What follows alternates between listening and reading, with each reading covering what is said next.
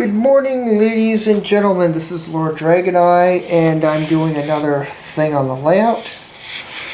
Right now, I gotta repair the switch here, because as you can see, there's nothing there, and I gotta replace all that.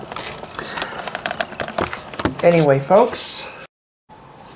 Alright, folks, sorry about the tilt on the camera. I had to make a makeshift tripod stand with my drill, a clamp, and a couple of other things, so it's not the best.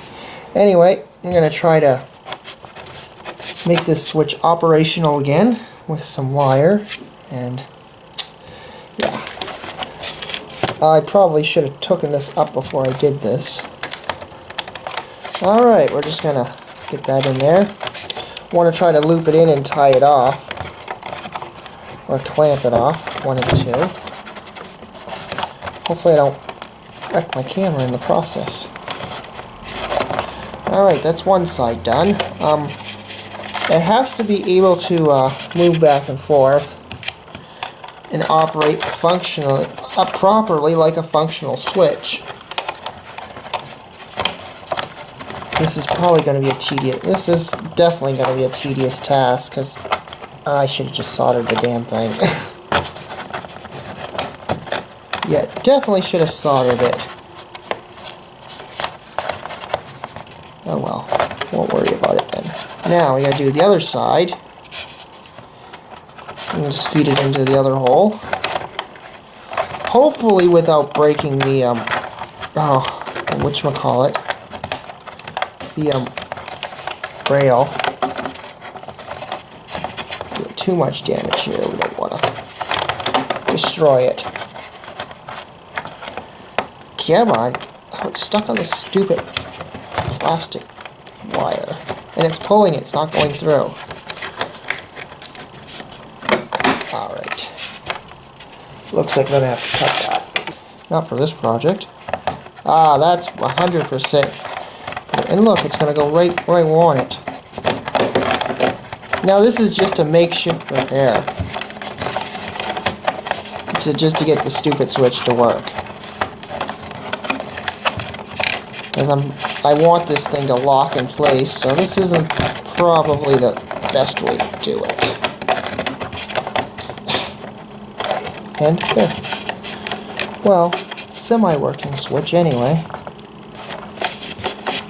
Actually, that might just work as it is. Let's have a better look at what I just did. Let go, let go. That's what I did there. Use the wire wrapped around, and yeah, that actually might work. Well, that's that switch.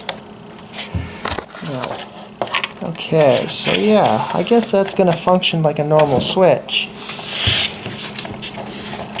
I'll just put this down a little bit. There we go. Push that down there so we don't have any issues with the trains or cars or anything hitting that. I broke this switch a while ago because trying to put it on, and I didn't mean to break it. Now we'll just make a little eye loop. I think that should do it. Where's light? It's the wrong side. It's the wrong thing, but you know, it's gonna work. We're going to force it to work, because I do everything opposite of what probably most people would do. This is just a makeshift repair job. I mean, it's really simple to do. It doesn't take much time. A couple of minutes and you got yourself here. But in theory, it's just cheaper to go buy a new switch. But, you know, what can you say, right? It's model railroading. And it fell on board. Come here, you! The long arm of the law. Literally. Okay. Now, I gotta rig this up somehow so it actually functions as a switch. how to do that. Well, it kind of works. There we go. It's working. It's working. Yay! Now, I better mark that with something so that way I can attach that down there. And this one's going to be an electric switch. It's the same one as the one at the other end, and I'm going to wire them together. When it comes to model railroading, I'm kind of a screwy feller. In railroading terms, of course. Oh, I lost my positioning. There we go. And what funny is, the tool that I need, alright, we'll just screw that in there. I could just use the drill, but the camera's sitting on it. And I'm too lazy to get my butt up and activate it, so you know. Make sure that's working. I'll screw that down with something. Oh, better make sure this is right, otherwise. Oh, this is how you repair a switch. It's not the best way to do it. It's probably, but you know, it works. Hopefully, it works. That's the whole logic between this. I don't know if it's gonna work. It should work. A lot of fiddling. You gotta really fiddle with this to get it to work. And that knot is really not cooperating. Oh. Okay. There, that's where I want it. Right like that. Good. Okay, now. I want to make sure that it's in the right position.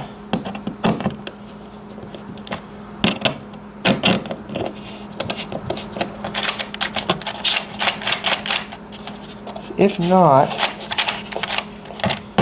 you'll have problems. And then we just tighten the screws. Eventually, just keep tightening them. And put 2 more in. Now this switch is going to be glued onto the layout, and these screws will be removed at a later date. But for now, we're just using these to hold it in place while we attach all the hardware. And I'm just going to do this screw on the other side here. Try not to bump the camera too much. Sorry folks if I do.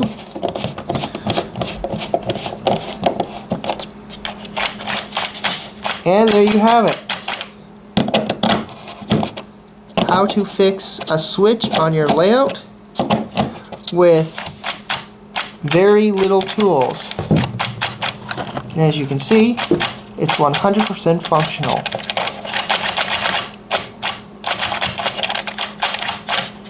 Now, let's test it.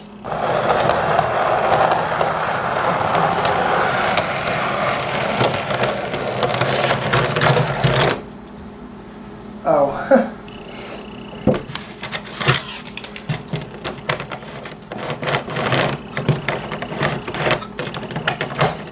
I forgot a piece of wire on the track.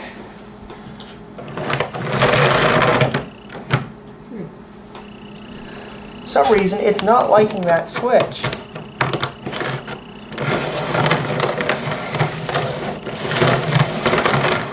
Maybe this is just uneven track.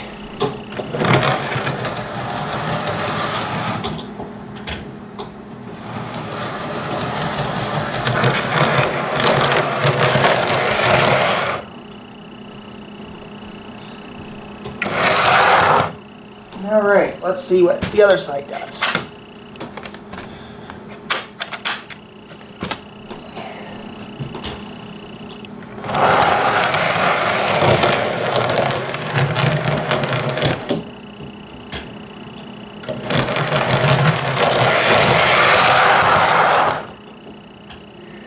And there you have it, ladies and gentlemen.